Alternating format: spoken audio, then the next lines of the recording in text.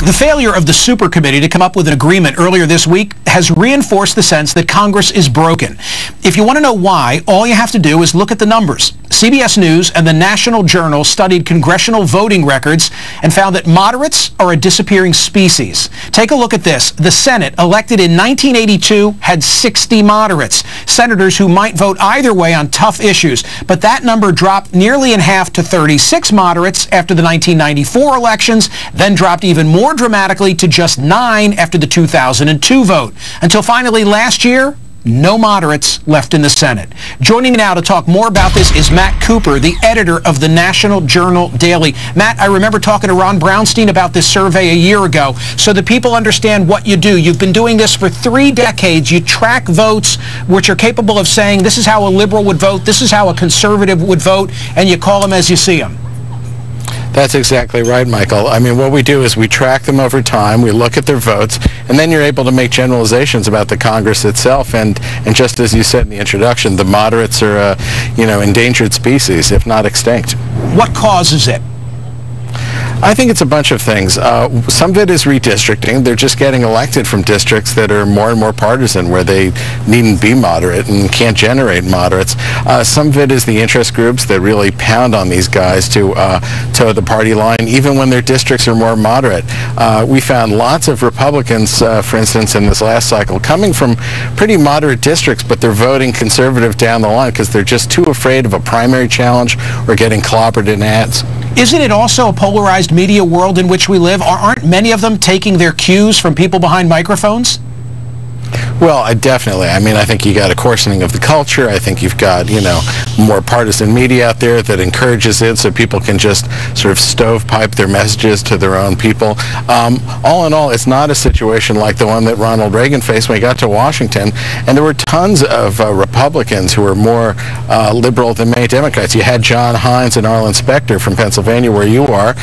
Then you had Democrats like John Stennis from Mississippi, who you were had still Jacob in the Senate. Javits, a Republican in the Senate. Exactly. I mean, you had lots of conservative Democrats, lots of liberal Republicans, and, there was at least a more robust chance of getting things done. Now you get a thing like this Super Committee, and everybody's pretty much pre-programmed, and that's why they spend 4 months in a room and get nothing. Okay, here's the real question. Do they reflect where the country is headed? Because I maintain, if you look at data, you see that the largest group of voters are independents. That's the largest growing group of voters. So are they out of sync, or are the voters out of sync? What's going on here? Well, I think you hit on the key word, which is voters, and it's all about who shows up to vote. And if the people who show up in those primaries are pretty partisan, then you're not going to get the moderates coming out of those primaries into the general election.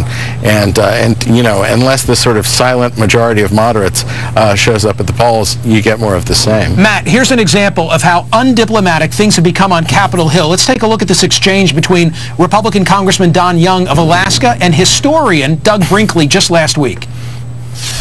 This side has already made up its mind, and I call it garbage, Dr. Rice, that comes from a mouth. Dr. Brinkley, Rice is a university. Well, okay, I know you went to Dr. Rice. I'll call you anything I want to call you. Sit in that chair. You just be quiet. Well, but you why? be quiet. You don't own me. I pay your salary. I can tell you right now. The gentleman will suspend, and I'll remind members, and I'll remind I work witnesses. for the private sector. You work for the Mr. Brinkley. Matt, that kind of behavior has become commonplace. I mean, that's what we've unfortunately grown accustomed to seeing.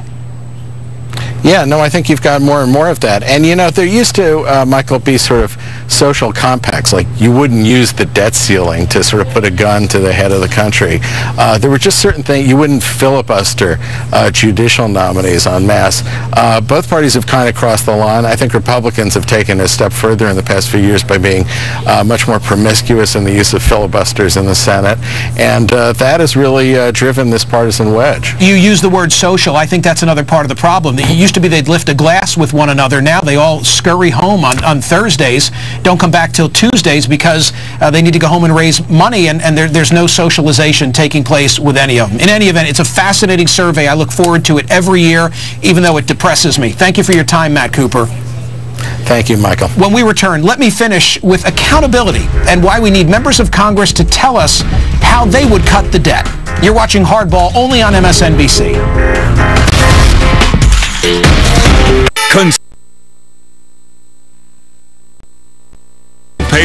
subsidized price. Here we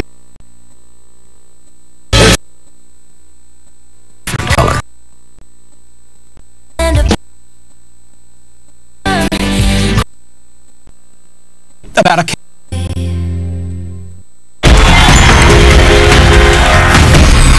Permit me a final word tonight about accountability. Today was to have been the date by which the Super Committee put forth a plan to cut the debt. They failed to reach an accord, triggering an automatic $1.2 trillion in cuts beginning, perhaps, in 2013. This was the third attempt at averting a national crisis. Simpson-Bowles was the first. After about a year of invested time, that bipartisan commission, which was comprised of 18 members, could not get the requisite 14 votes to force congressional action on their recommendations. 1 year ago next month, the commission co-chairs released their draft recommendations, and no stone was left unturned, no special interest left unscarred. Their recommendations were described as a list of the third-rail issues of American politics. Federal workers were to be cut. The cost of participating in veterans and military health care increased. The age of Social Security eligibility raised. The Defense Department budget slashed. Simpson-Bowles would also have reformed the tax code in ways often contemplated in Washington but never accomplished. Many long-standing tax credits and deductions would have been eliminated. After the failure of Simpson-Bowles, President Obama and Speaker Boehner attempted to work out a grand bargain. It was reported at the time that the two sides forged common ground on a two-stage strategy for raising the debt limit and cutting more than $4 trillion out of the federal budget through 2021. Reportedly, that plan would have included unprecedented cuts in agency spending, including at the Pentagon, and significant changes to Medicare and Social Security, the biggest drivers of future borrowing, which is quite a major concession for Obama and the Democrats to have made. But those negotiations collapsed last July and quickly degenerated into finger-pointing. As a result, efforts to increase the debt ceiling were thrown into chaos, and it was the subsequent debt ceiling negotiations that gave rise to the Super Committee, which is how we've come full circle, back to where we are now, with lots of time having run off the clock and not much to show for it. So, what do the three efforts at addressing the national debt have in common besides failure? And by the way, I could say 4 efforts if I include the bipartisan Senate gang of 6. Here's the answer.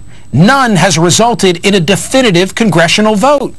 After over 19 months of work on arguably the most important issue of the day, voters next November currently lack a scorecard. We cannot assess our individual members' behavior in office on the most important issue facing the nation. Sure, we can paint with broad strokes, we can generalize based on the parties, and we can look at press releases and public comments by individual members, but that's not enough. We're owed more. We deserve to know what each member of the House and Senate is prepared to do about the debt, not just what sound bites they offer. There's a reason we call you legislators. Please start voting so we voters are informed when we go to the polls next November. Thank you, Chris Matthews, for this privilege. Happy Thanksgiving, everyone. Politics Nation with Al Sharpton starts right now.